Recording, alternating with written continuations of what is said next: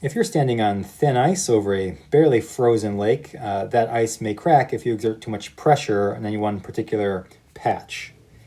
So there will be a normal force upward on each of your feet, and if those together are supporting your weight, then the pressure you're exerting on the ice is given by the magnitude of that total force divided by the sum of the surface areas of your two footprints. So the force per unit area is the pressure that you're exerting.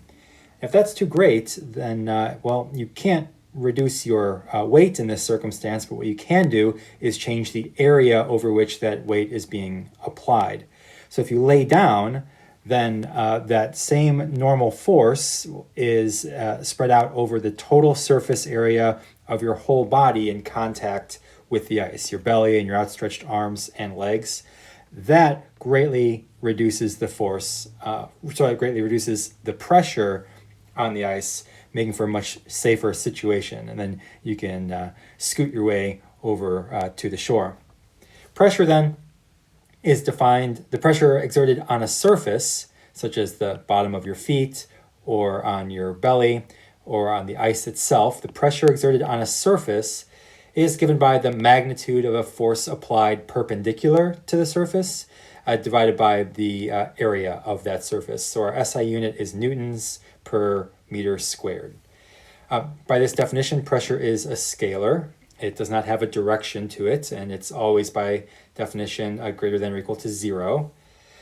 A fluid exerts pressure in all directions, or rather, it exerts outward contact forces perpendicular to all surrounding surfaces. Here on the left, I've got let's say a gas confined in this gray box, and the molecules in the gas are always moving around rapidly, bouncing off the walls of the container. Each one of these collisions with the walls exerts a tiny contact force on the wall, and the sum of those zillions of contact forces collectively makes up what we know as the pressure that the gas is exerting on each of those walls.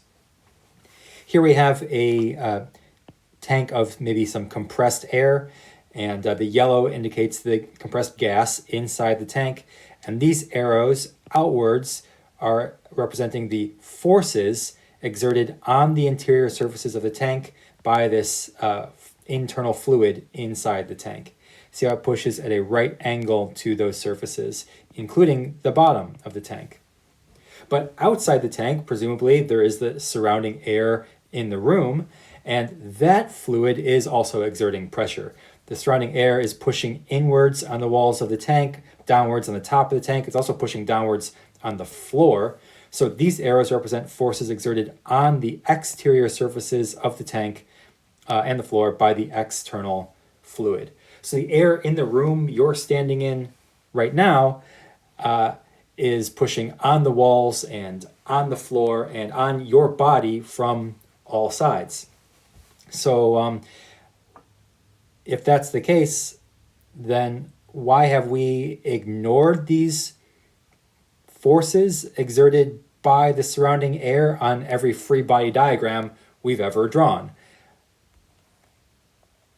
Answer there is that more realistically, there will not be a perfect seal between the underside of this object and the floor and the underside of the object will not be perfectly smooth surfaces. They'll be rough and irregular surfaces on the microscopic scales. So air will find its way, some amount of air will find its way into that space, into the little gaps between the floor and the bottom of the object. So that air that finds its way into that gap is then going to be pushing upwards on the object and also pushing downwards on the floor here. So in this picture, there are forces to the left and right that will cancel each other out, and forces upwards from below from the little bit of air that sneaks in underneath, and forces downwards from above from the air up above that will also cancel each other out. So in general, when air is, or when any fluid is completely surrounding some object, those forces due to pressure on the object tend to cancel each other out to a great extent. And so we can ignore them. We have been ignoring them for the most part on our free body diagrams. The pressure that these fluids are exerting on objects in them can be measured with, say, a device that, in principle, something like this. A little canister with a piston and a spring with all the air evacuated from it to produce a vacuum inside here. And we have a good seal there. We can maintain a vacuum. A vacuum has a pressure of 0. And if we drop this canister into a tank of water, let's say, and let it float downwards, what we'll see is that this force here represents the force that the fluid exerts on the piston head due to the pressure of the fluid.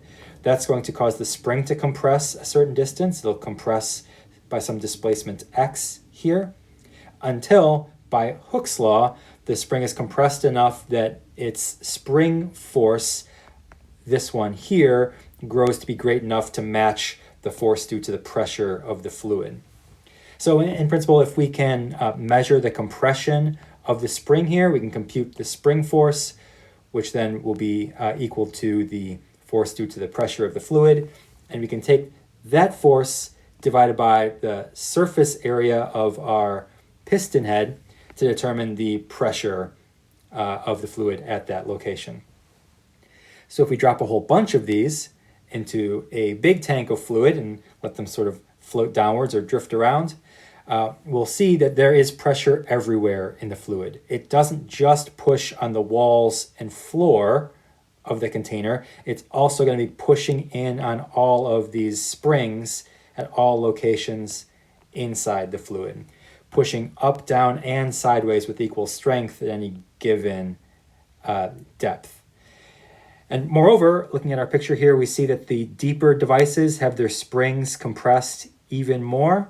Pressure increases rapidly with depth below the surface, which you well know from experience. You know, when you get in water and feel pressure on your ears increasing as you swim down to the bottom of the deep end, looking for pool crabs.